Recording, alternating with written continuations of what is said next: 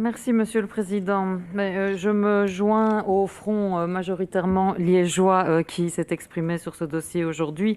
Et tout comme mes collègues, je voudrais commencer par rendre hommage à ces travailleurs et dire que nous partageons leur indignation et je partage la plupart des expressions très très dures de mes collègues vis-à-vis de FedEx. Alors effectivement, dans les chiffres, on entend que 671 emplois, personne. Il y a des personnes derrière ces emplois. 671 emplois sont menacés et 861 autres contrats devraient être modifiés. Moi, je veux dire aux travailleurs que je partage leur incompréhension et leur tristesse et leur colère. Mais je veux aussi leur délivrer un message d'espoir. Avant même de parler de reconversion, de reclassement, dire qu'il y a des marges de négociation qui existent avec FedEx. Et moi, je voudrais entendre le gouvernement par rapport à cela, parce que j'ai entendu des discours très offensifs de la part de certains. Et il me semble avoir entendu aussi que du coup, le ton du côté de FedEx s'adoucissait un petit peu. Et donc, ce serait intéressant de faire le point sur les chiffres et les perspectives pour les travailleurs. Parce que c'est un dialogue maintenant qui doit s'enclencher, parce qu'il y a des lois, il y a des garde-fous, alors on peut en discuter, mais il y a des lois, il y a des garde-fous qui existent dans notre pays, et j'imagine que le gouvernement va se battre, s'impliquer pour qu'un maximum d'emplois soient maintenus et dans de bonnes conditions. Et puis, je le disais, des perspectives existent, il faut rassurer, il faut se rendre compte que le contexte a évolué.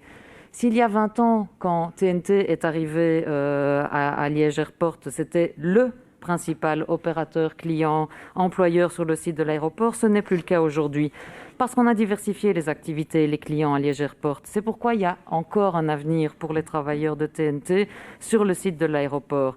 Dans la logistique, mais pas uniquement. La demande existe pour des profils comme ces travailleurs-là, comme ces travailleurs dont FedEx ne veut plus maintenant. Dans d'autres entreprises, sur le site de l'aéroport même, on peine à engager des entreprises belges, parce qu'il y a aussi des acteurs belges sur le site de Liège Airport, il faut pouvoir le rappeler.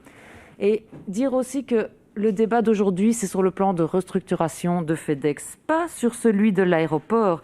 Comme l'a dit ma collègue Christine Mauel très justement, il y a un avenir à Liège Airport. Et d'ailleurs, FedEx réduit la voilure, certes, mais ne quitte pas l'aéroport. Et notre rôle est aussi d'envoyer un message d'espoir aux travailleurs de TNT. Je dis TNT parce qu'à Liège, on dit toujours TNT, même si il a été racheté par FedEx. Et donc, envoyer un message aux travailleurs de TNT, mais aussi à l'ensemble des 9000 travailleurs et autant de familles derrière qui dépendent de l'aéroport. Parce que cet aéroport, il est en pleine expansion et ce n'est pas le moment de remettre en cause la stratégie, les objectifs. J'apprécie vraiment les expressions très nuancées, modérées que j'ai entendues aujourd'hui par rapport à ça, parce que le message qu'on va envoyer aujourd'hui aux travailleurs, c'est un message d'espoir. Et je voudrais vraiment dire que ce que j'ai entendu aujourd'hui, c'est qu'il faut œuvrer ensemble à un développement durable. Les mots ne sont pas choisis par hasard. Un développement durable de l'aéroport. Et je voudrais juste m'assurer que c'est bien là la volonté du gouvernement. Merci d'avance pour vos réponses.